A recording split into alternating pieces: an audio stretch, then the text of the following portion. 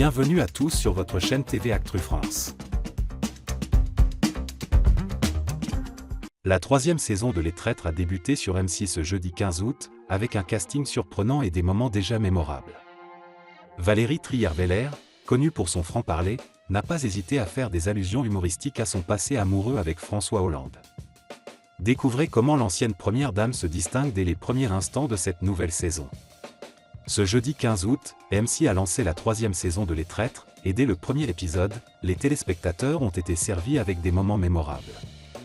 Inspiré du célèbre jeu Les Loups-garous de Tiercelieu, le concept met en scène un affrontement entre les loyaux, qui cherchent à démasquer les traîtres parmi eux, et les traîtres, qui utilisent ruse et manipulation pour échapper à la détection. Parmi les 20 candidats, la présence de Valérie Trierweiler, ancienne première dame de France, a particulièrement attiré l'attention.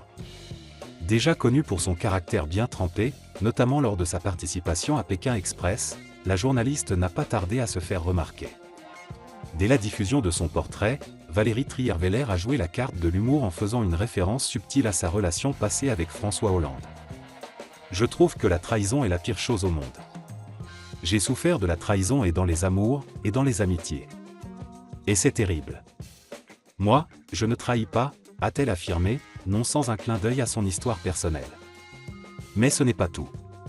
Plus tard dans l'épisode, entourée de ses camarades, elle a partagé son appréhension face aux comédiens, qu'elle estime redoutables dans un jeu de manipulation. « Je redoute les comédiens, car c'est leur métier de jouer un rôle. » Et lorsque le champion des 12 coups de midi, Bruno Ourcade, a suggéré que des hommes politiques pourraient être de la partie, Trierweiler a réagi avec une touche de malice. « J'espère qu'on ne va pas avoir de mauvaises surprises quand même.